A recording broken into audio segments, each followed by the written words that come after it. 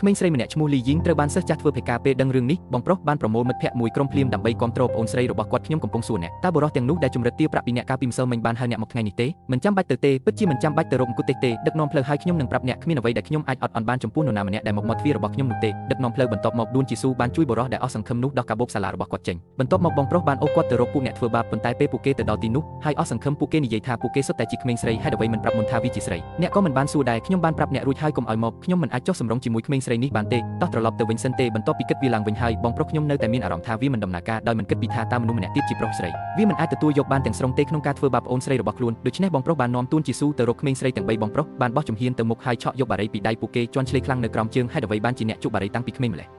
តើអ្នកកំពុងធ្វើអ្វីតើអ្នកបានឮថាអ្នកបានសុំឲ្យកូនខ្ញុំឲ្យលុយអ្នកទេអ្នកបានលួចលុយ50យុនពីប្អូនស្រីរបស់ខ្ញុំមែនទេតើពួកគេបានទេកំភ្លៀងនាងហើយគំរាមកំហែងនាងមែនទេតើអ្នកណាគំរាមកំហែងគាត់ខ្ញុំយកតែ50យុនពីគាត់ប៉ុណ្ណោះហើយមិនបានធ្វើអ្វីផ្សេងទៀតទេកុំចោទប្រកាន់ខ្ញុំខុសអីកុំនិយាយពីលុយ50យុនផងឯងលួចលុយ2យុនពីប្អូនស្រីខ្ញុំហើយថ្ងៃនេះខ្ញុំនឹងដោះស្រាយរឿងនោះជាមួយអ្នកឯងដឹងទេយកកាបូបរបស់អ្នកចេញប្រញាប់ឡើងហើយត្រូវសេងយ៉ាងស្រែកក្មេងស្រីជាច្រើនអ្នកភ័យខ្លាចគាត់បានប្រគល់កាបូបរបស់គាត់យ៉ាងរហ័សនៅពេលនេះជីស៊ូបានបោះជំហានទៅមុខហើយសួរថាអ្នកណាជាអ្នកទទួលខុសត្រូវក្មេងស្រីនោះមានការភ័យខ្លាចយ៉ាងខ្លាំងចំពោះការដេញតាមអត់ឈប់ឈររបស់គាត់រហូតដល់នាងអង្គុយចុះអំពើហិង្សាមិនអាចដោះស្រាយបញ្ហាណាមួយបានទេមានតែអ្នកទុនខ្សោយទេដែលធ្វើបាបអ្នកទុនខ្សោយបន្ទាប់ពីទួនជីស៊ូនិយាយចប់គាត់ក៏សម្លឹងមើលពួកគេដោយត្រជាក់បន្ទាប់មកគាត់បានដើរតាមសេងយ៉ានហើយចាក់ចេញទៅមកដល់មុខប្អូនស្រីរបស់នាងពួកគេទាំង3នាក់បានបាញ់ចេញទឹកមុខទុនភ្លួនភ្លាមសាងជីបានឃើញកាបូបលុយខ្លាឃ្មុំនៅក្នុងដៃរបស់សាងយ៉ានខ្ញុំបានទទួលយកវាដោយរីករាយដួនជីស៊ូមិនអាចជួយអ្វីបានក្រៅពីហៅទូរស័ព្ទរបៀបដែលគាត់ញ៉ាំស្ករក្រប់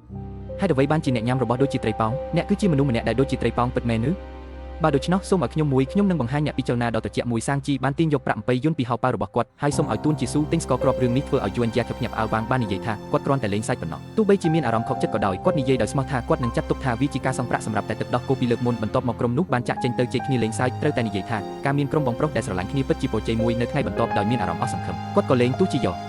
អង្គណាក៏ដោយឪពុកម្ដាយបានប្រឈមមុខនឹងកុមារជាមួយនឹងការរបាយការណ៍ដោយទាមទារការពន្យល់វាបង្ហាញថាគាត់ធ្លាក់តែមុខវិជ្ជារូបវិទ្យាប៉ុណ្ណោះក្នុងចំណោមមុខវិជ្ជាទាំងអស់របស់គាត់ប៉ាបានស្នើឲ្យរកគ្រូបង្រៀនឲ្យគាត់ក្នុងអំឡុងពេលវិស្មការរដូវរងាបង្កើនពិន្ទុឲ្យបានឆាប់តាមដែលអាចធ្វើទៅបានអ្នកដំបូងដែលត្រូវបានជ្រើសរើសគឺបងប្រុសរបស់គាត់ឈ្មោះសាងយ៉ានប៉ុន្តែបងប្រុសនិងបងស្រីបានឆ្លោះប្រកែកគ្នាតាំងពីពួកគេនៅតូចពួកគេចាប់ផ្ដើមលេងសើចបន្ទាប់ពីខ្ញុំពន្យល់តែបញ្ហាមួយចំនួនតូចប៉ុណ្ណោះចម្ងាយ20ម៉ែត្រនេះអ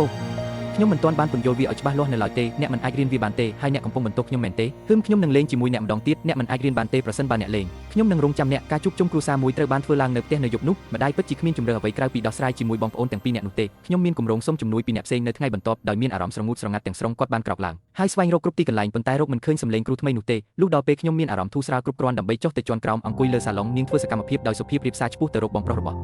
នាងនៅក្នុងផ្ទះបាយសូមឲ្យគាត់ប្រាប់ឪពុកម្ដាយរបស់គាត់ថាគាត់មិនចង់ជួលគ្រូបង្រៀនទេបើមិនដូច្នោះទេគាត់ប្រកាសជាបានឃើញសាងយ៉ានចុះមកជាន់ក្រោមហើយពេលនោះពួកគេទើបដឹងថាមនុស្សនៅក្នុងផ្ទះបាយគឺជាយួនយ៉ាក់ម៉ាក់មិនបានប្រាប់អ្នកទេគាត់នឹងក្លាយជាគ្រូរបស់អ្នកគាត់បានដឹងថាគ្រូរបស់គាត់គឺគ្មាននរណាក្រៅពីទួនជីស៊ូដែលជាបុរសដែលគាត់កោតសរសើរដោយសម្ងាត់នោះទេការប្រវត្តិក្នុងស្រុកស្រាប់តែក្លាយជាប្រធានបទនៃការសិក្សាខ្ញុំប្រញាប់ទៅបន្ទប់ខ្ញុំដើម្បីយកសៀវភៅសិក្សាពេលខ្ញុំចុះទៅជាន់ក្រោមខ្ញុំបានឃើញបងប្រុសខ្ញុំលេងហ្គេមវីដេអូជាមួយយួនយ៉ាក់ជាគាត់បានរត់យ៉ាងលឿនទៅបាំងភ្នែកបងប្រុសរបស់គាត់រំកិលទៅខាងទៀតយើងមិននៅក្នុងថ្នាក់ទេតើថ្នាក់អ្វីខ្លះត្រូវបានធ្វើឡើងបន្ទាប់ពីអាហារពេលល្ងាចសូមអានសៀវភៅរបស់អ្នកជាមុនសិនបងស្រីឲ្យសូមទៅសម្រាប់មួយរយៈសិនទៅខ្ញុំនឹងបង្រៀនអ្នកបន្ទាប់ពីយើងបញ្ចប់ហ្គេមនេះយកព្រមទេលោកដួនជីស៊ូដ៏ល្អក៏បានយកសម្ភារៈនិងប្រវត្តិរូបសង្ខេបដែលគាត់បានរៀបចំទុកជាមុនហើយប្រគល់ឲ្យបុរសនោះដោយក្តីអស់សង្ឃឹមគាត់ក៏បានប្រាប់បុរសដែលអស់សង្ឃឹមនោះថានៅពេលដែលគាត់បានឃើញប្រវត្តិរូបសង្ខេបរបស់គាត់ហើយគាត់មិនអាចផ្លាស់ប្ដូរគ្រូបង្រៀនបានទៀតទេខ្ញុំកំពុងគិតក្នុងចិត្តថាវានឹងអស្ចារ្យណាស់ប្រសិនបើមានរូបថតនៅលើប្រវត្តិរូបសង្ខេបរបស់ខ្ញុំតាមវិធីនេះខ្ញុំអាចប្រមូលវាបានម្ដងទៀតដូច្នេះដើម្បីមានរូបថតគាត់បានលើកទូរស័ព្ទឡើងដោយមានបំណងលួចថតរូបមុខសង្ហារបស់ដួនជីស៊ូជាលទ្ធផល